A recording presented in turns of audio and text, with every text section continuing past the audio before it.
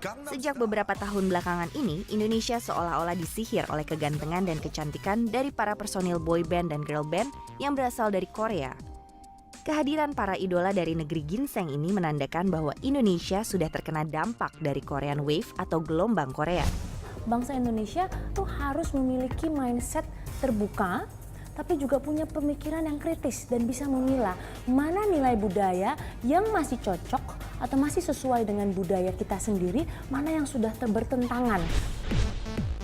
Hi lovers, welcome to Solusi Live Inspire to Change. Bersama saya Tiffany dan juga Andi Otniel. Dan Livers hari ini kita akan membahas sesuatu yang sangat seru sekali, yaitu adalah degradasi budaya yang masuk ke budaya Indonesia pastinya. Karena memang marak sekali yang namanya budaya asing ya, yang masuk ke kita dari mulai ranah seni budaya Indonesia, dan ini menimbulkan dampak yang beragam gitu.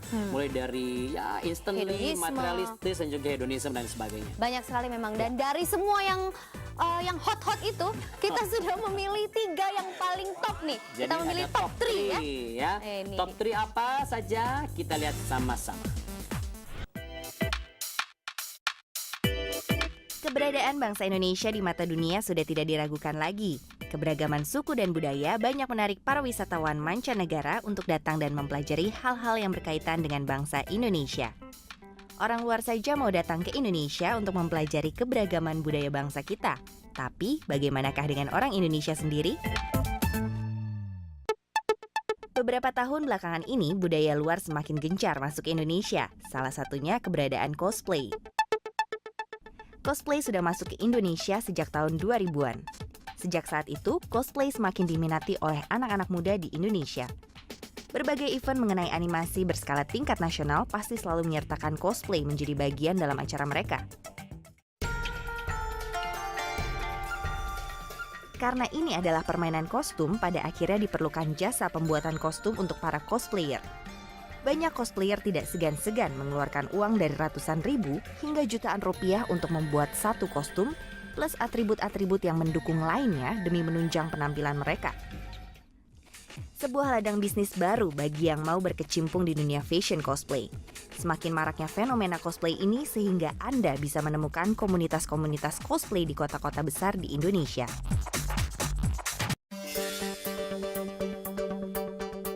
Satu lagi budaya yang sedang melanda Indonesia. Sejak beberapa tahun belakangan ini, Indonesia seolah-olah disihir oleh kegantengan dan kecantikan dari para personil boy band dan girl band yang berasal dari Korea. Kehadiran para idola dari negeri ginseng ini menandakan bahwa Indonesia sudah terkena dampak dari Korean Wave atau gelombang Korea. Penampilan mereka juga mendukung gaya berbusana yang sangat Korea dengan memadukan warna-warna cerah dan nuansa ceria yang membuat penampilan mereka modis dan memberi kesan imut. K-pop saat ini bahkan semakin mendunia. Lagu Oppa Gangnam Style yang dipopulerkan oleh penyanyi Psy saat ini sudah mencapai 2 miliar viewers di situs pencarian video YouTube. Oppa Gangnam Style. Gangnam Style. Dukungan penuh dari pemerintah Korea menjadikan Korean Wave menyebar bagaikan virus yang mewabah hingga ke seluruh dunia. Dukungan tersebut diwujudkan dengan menghindarkan diri dari gempuran industri entertainment dari barat. Selain itu, event seni seperti festival film dan musik bertaraf internasional dilakukan oleh pemerintah Korea. Tantangan utama negara berkembang adalah menjadi modern tanpa kebarat-baratan, kata jurnalis CNN Farid Zakaria saat menjadi pembicara dalam ajang Forum Budaya Dunia WCF yang berlangsung di Nusa Dua Bali bulan November 2013. Ajang ini diikuti peserta dari 35 negara. Mereka berkumpul bersama membahas semua aspek perkembangan budaya dunia. Farid Zakaria sangat mendukung masyarakat untuk membangkitkan rasa percaya diri terhadap identitas budaya asli yang bukan kebarat-baratan. Budaya asli yang tidak kebarat-baratan, tapi dari fans western style, cosplay style, K-pop. K-pop itu loh ternyata yang lagi merajai banget ternyata. Sampai saya punya teman kalau lagi nonton film Korea itu, dia bisa seharian di kamar, di depan laptop itu bisa seharian ditonton semua. Itu dari K-pop sampai kepo ya. Kepo, pengen tahu banget ya. Kita investigasi kenapa K-pop bisa menjadi number one dari semua budaya asing ini. Tapi sebelumnya nih, ternyata sudah diprediksi juga Oh, nih ya? oleh Lovely Today. Katanya fashion K-pop ini semakin hari itu semakin dilirik dan semakin merajai fashion dunia. Tapi Wow. saya di sini belum lihat fashion K-pop ya. Ini, kamu jangan lihat sini, lihatnya ke sana. Oh, ke sana? Iya, ini dia.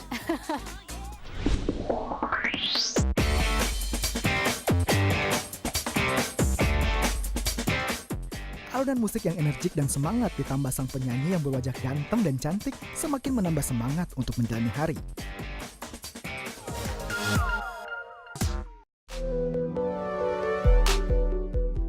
Sadarkah Anda, ketika melihat di sekeliling Anda gadget atau barang otomotif yang digunakan untuk kehidupan sehari-hari adalah produk yang berasal dari Korea?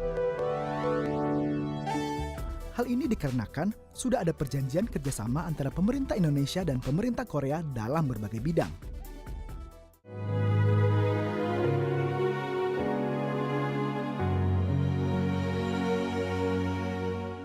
Winter Sonata dan Endless Love merupakan drama Korea yang memulai virus Hallyu atau gelombang Korea di Indonesia.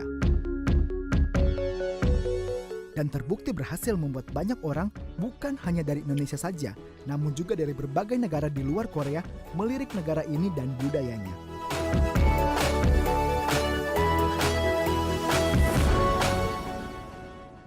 Maaf ya, walau saya dari Indonesia, tapi kayaknya lebih milik budaya Korea ya. Beda budaya Indonesia sama Korea tuh dari fashionnya, terus bahasanya mungkin ya, memang bahasa beda. Koreanya lebih cantik, ganteng gitu. Memang saya bermimpi pengen ke Korea, pengen berkarir di sana juga sih. Dari film itu dia menunjukkan budaya-budaya Korea sendiri, dari fashionnya, terus untuk dari makanan juga. Suka banget dari film, musik, dance-nya, semua komplit. Kalau lagi bete atau apa, langsung larinya tuh cari ya film Korea lah gitu. Terus dari film-film itu juga lebih ngajarin ya dibandingkan, maksudnya lebih mendidik dibandingkan film-film Indonesia gitu loh. Pengaruh Korea buat hidup gue ya dari segi pengalaman ya, pengalaman gue pernah ngalamin pengalamannya sama persis sama film yang gue tonton gitu.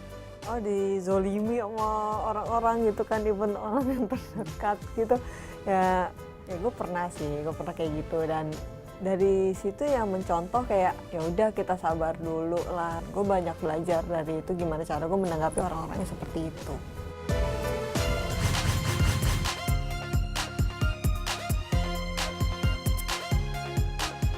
Salah satu budaya Korea yang memang pernah melanda Indonesia adalah kehadiran boyband dan girlband. Anak-anak muda berlomba membuat grup band dengan kiblat yaitu Korea. Bahkan di beberapa stasiun televisi swasta sempat membuat ajang kompetisi pencarian boyband dan girlband. Iman adalah salah satu personel dari ajang tersebut. Bagaimana kesibukan setelah ajang kompetisi selesai beberapa waktu lalu? Sekarang dikontrak sama salah satu manajemen kita, yaitu bareng sama dengan duo Maya. Ya udah sekarang tinggal dijalanin aja sih. Sekarang udah ada single juga kebetulan. Kalau misalkan sekarang ya sebenarnya sih dari awal ini buat memang udah tahu sih, maksudnya ini kulturnya tuh sangatlah timur banget gitu, maksudnya nggak akan jadi bertahan sampai lama banget. Kecintaan akan musik dan dance dari Korea membuat Iman membentuk sebuah grup dance yang mengcover gerakan-gerakan dari girl band dan boy band tersebut. A Generation, Indonesia bisa, Indonesia pasti menang. Dan dengan kerja keras bersama rekan-rekannya, mereka bisa mewakili Indonesia dalam salah satu ajang cover dance yang diadakan di Korea. Tidak tanggung-tanggung, mereka juga membawa pulang juara pertama dalam festival tersebut. Gak kepikiran sih bisa menang, cuman memang fokusnya semenjak kesini memang pengen bersenang-senang, menghibur semuanya, berkenalan dengan banyak orang, dan melakukan yang terbaik untuk Indonesia, itu aja.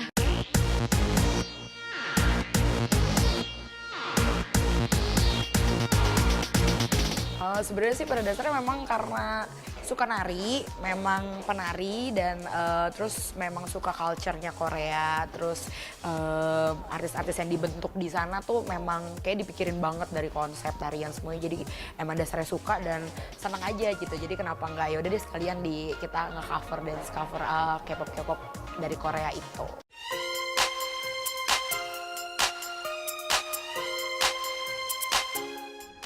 Hingga saat ini, pengaruh Korea sudah masuk hingga ke sudut-sudut ibu kota. Restoran yang menawarkan Korean food semakin banyak tersedia di Jakarta dan sekitarnya.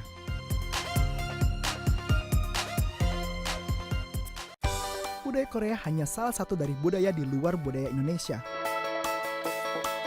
Pertanyaannya adalah, sudah seberapa kuat fondasi kecintaan kita terhadap budaya bangsa kita? Dan apa cara jitu untuk tidak terpengaruh dengan budaya di luar budaya lokal kita? Ini saya sampai speechless nih, kok bisa kayak apa mendunia banget ya. Hebat ya. Coba data yang kamu dapat gimana? Begini, data yang saya dapatkan adalah mereka itu punya promosi dan juga manajemen yang bagus. Biasa, kita juga punya. Kita juga punya ya, oke. Ada lagi, dukungan dari fans yang fanatik itu loh. Biasa, kita juga banyak fans fanatik. Kita juga banyak fans ya, oke. Terus katanya juga ini sering konser ke luar negeri. Kita juga sering bikin konser dari daerah sampai pusat sampai kemana-mana. Biasa itu. Tapi ada lagi nih katanya artisnya ini benar-benar dididik dan juga digembleng sebelum mereka diorbitkan jadi artis. Secara serius, dengan konsisten. Ini itu luar biasa. Ini. Luar biasa. Tapi ada lagi satu nih, mereka itu ternyata didukung sepenuhnya oleh pemerintah. Sangat luar biasa. Ini yang kita nggak punya. Waktu kamu juara itu didukung pemerintah kamu nggak? Aduh, itu jangan dibahas lagi. Saya kan kalah. Maaf ya. Tapi memang nggak. Gini, ini kita harus cari cari tahu gimana caranya untuk kita bisa kembali menumbuhkan ya rasa bangga akan yang namanya budaya dan semua nilai-nilai kebangsaan kita gitu ya kepada masyarakat kita gitu. Nah, pasti harus ada tipsnya dan saksikan tipsnya berikut ini.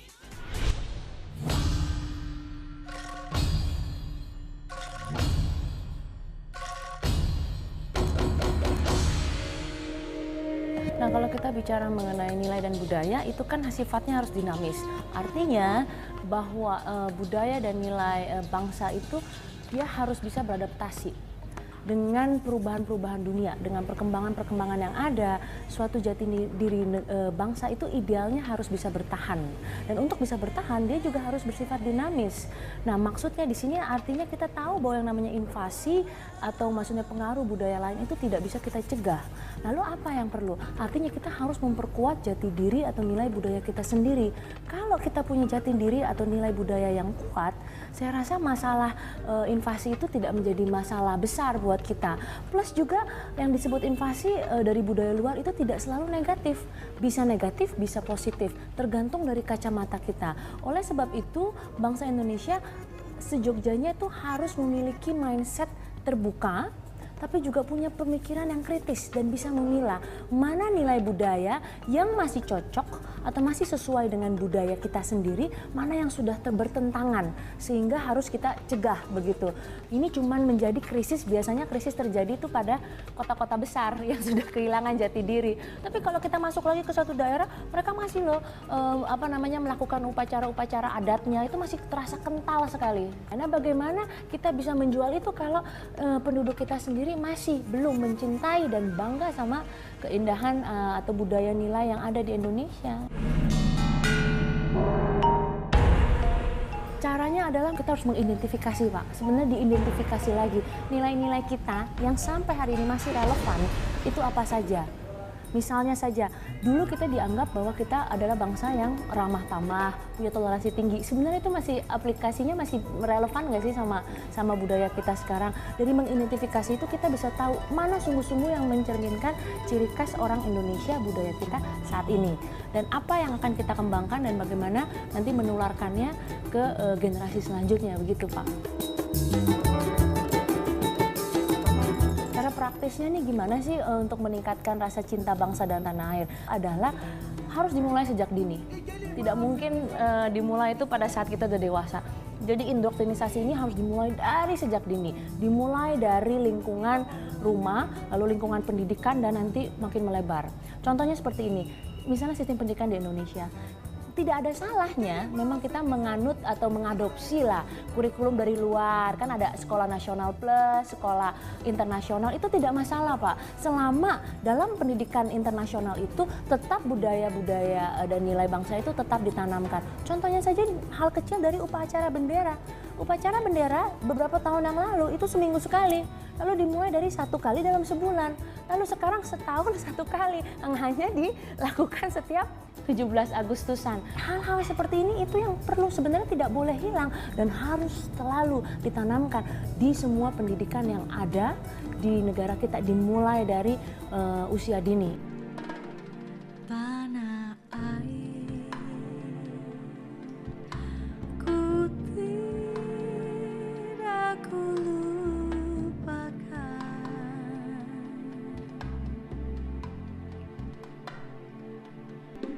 Tanahku yang ku cintai.